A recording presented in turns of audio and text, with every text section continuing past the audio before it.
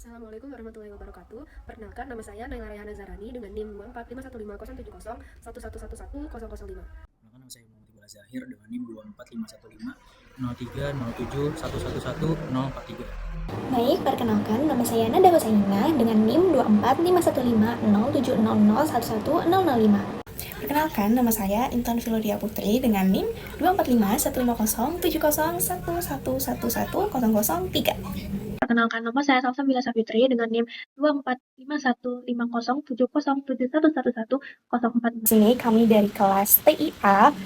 Pada video kali ini kami akan mempresentasikan proyek akhir kami pada mata kuliah Teknologi Integrasi Sistem yang berjudul Paw Trainer. Dan apakah itu Paw Trainer? Jadi, Paw Trainer adalah aplikasi berbasis web yang menyediakan berbagai tutorial dan informasi seputar perawatan kucing. Pengguna dapat membaca tutorial, memberikan suatu komentar, menyimpan tutorial favorit, serta mengakses informasi tambahan seperti data ras kucing dan fakta menarik kucing. Dan untuk mendukung fitur tersebut, begitupun terkait perintah pada proyek akhir kali ini, aplikasi ini mengintegrasikan front-end dan juga back-end menggunakan REST API, menerapkan autentikasi JWT, role-based authorization, serta API gateway untuk mengelola komunikasi data dari berbagai sumber. Sekian penjelasan singkat, selanjutnya presentasi akan dilanjutkan oleh teman saya. Nah, yang pertama, di sini saya akan menjelaskan terkait flow demo dari JWT Authentication dan Swagger Documentation dari Podtrainer. Nah, langkah pertama yang harus kita lakukan adalah menjalankan back-end dari Podtrainer terlebih dahulu.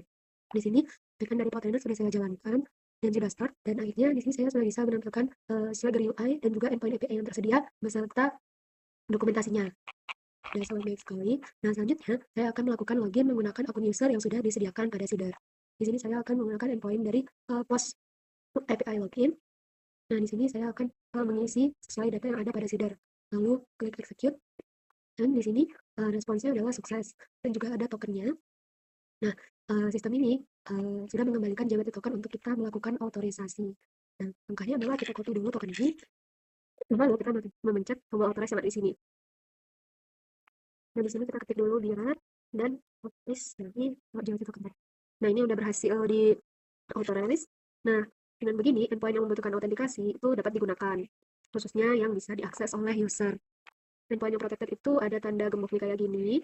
Nah, yang pertama di sini saya akan menguji get API profile terlebih dahulu. Langsung klik execute. Nah, ini di sini responsnya sudah 200. Oke. Nah, untuk get API profile ini dia menampilkan data pengguna yang sedang login, yaitu user demo dengan email user@pawtrainer.com, role-nya user.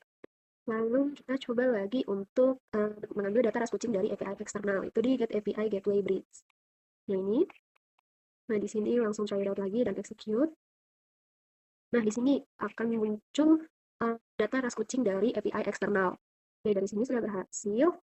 Dan selanjutnya adalah demonstrasi hak asasi user oleh admin. Karena yang tadi itu sudah melakukan otorisasi untuk role user dan bisa mengakses endpoint yang membutuhkan autentikasi dari user. Sekarang saya akan mencoba untuk user admin. Nah, di sini saya akan logout dulu.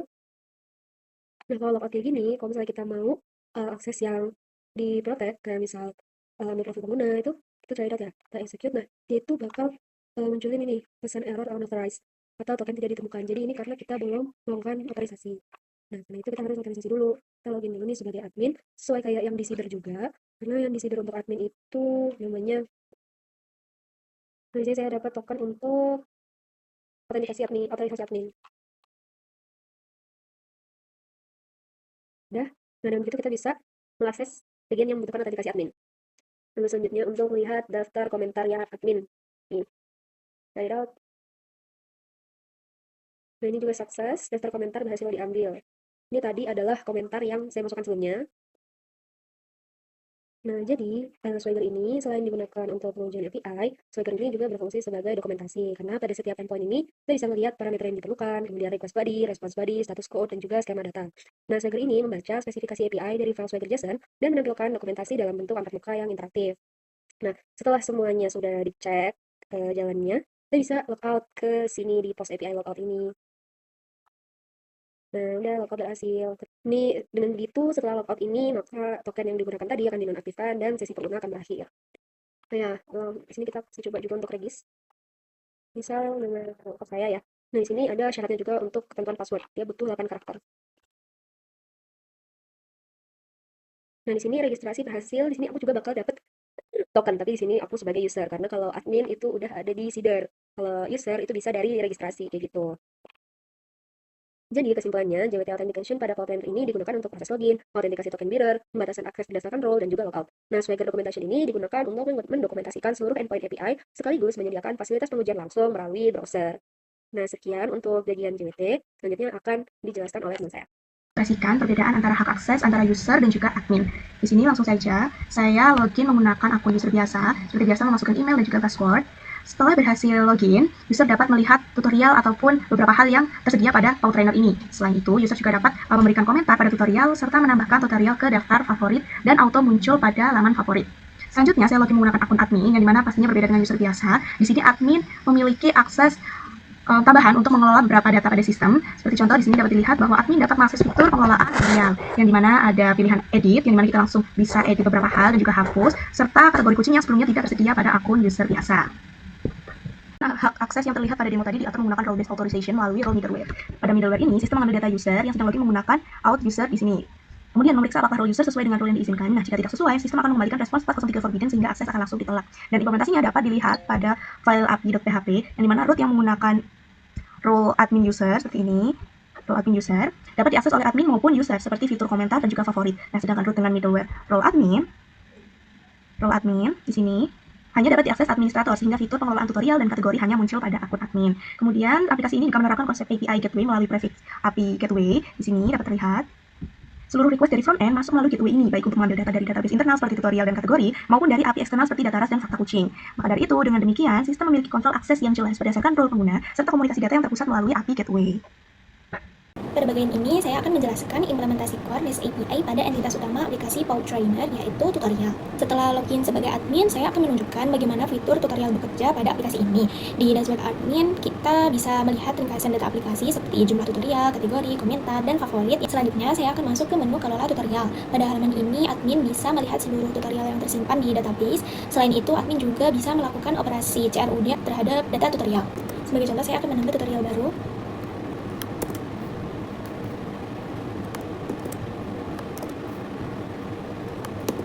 Kemudian saya klik simpan, data yang diinput oleh admin akan dikirim ke backend melalui REST API dan kemudian disimpan ke database. Selanjutnya saya akan melakukan update data tutorial. Sekarang saya akan menjelaskan implementasi kode program yang digunakan. Jadi untuk file tutorial controller berfungsi menerima request dari front-end dan menentukan proses apa yang harus dijalankan. Controller tidak langsung mengakses database, melainkan meneruskan proses ke tutorial service. Pada method store, ketika admin menambah tutorial baru, data akan diteruskan ke tutorial service untuk diproses lebih lanjut sebelum disimpan ke database. Untuk tutorial service ini merupakan tempat business logic utama dari fitur tutorial. Data get all digunakan untuk mengambil seluruh data tutorial yang nantinya ditampilkan pada halaman daftar tutorial. File tutorial.php ini merupakan model yang mempresentasikan tabel tutorial pada database. Pada bagian viewable terdapat daftar atribut yang boleh disimpan ke database seperti judul, konten, level kesulitan, kategori, dan waktu estimasi. Selain itu, model ini juga memiliki relasi dengan tabel lain seperti kategori komen favorit. Untuk menjaga konsistensi respon API, aplikasi menggunakan response helper. Dengan helper ini, seluruh endpoint API memiliki format respon JSON yang seragam sehingga memudahkan front-end dalam membaca dan menampilkan data. Kita akan menjelaskan data validation dan juga error handle. Pertama-tama kita akan melakukan demo singkat di login untuk pengetasan input kosong dulu. Di sini ada notifikasi bahwasan wajib terisi. Ketika passwordnya salah, juga akan muncul notifikasi.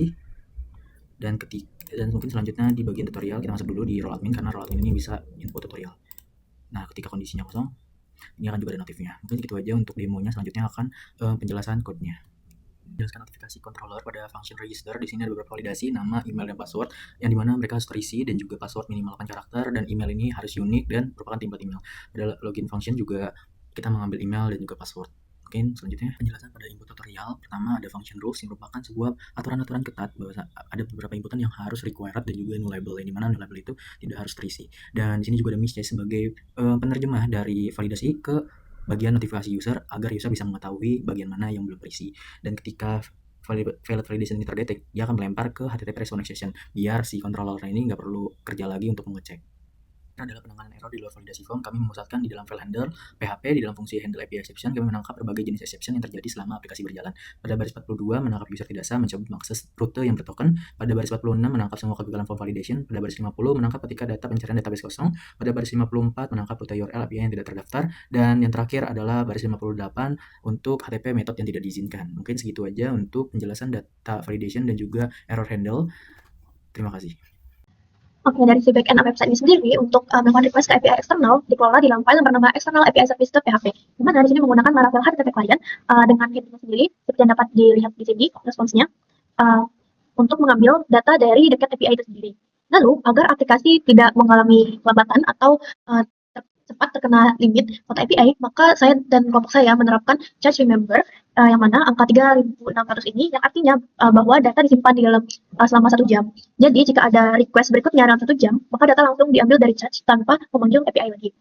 Nah, data yang sudah disiapkan oleh service ini kemudian akan dipanggil oleh file external API controller.php, yang mana controller ini menerima request dari frontend lalu mengembalikan respon data dalam bentuk JSON. Seperti yang ada di baris 19 ini. Kita lihat penunjukan untuk terdapat objek eksternal API di baris ini, yang mana bertugas memanggil endpoint dari controller tadi menggunakan Axios.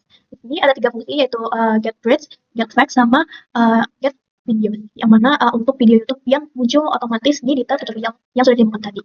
Sekian dari saya, terima kasih.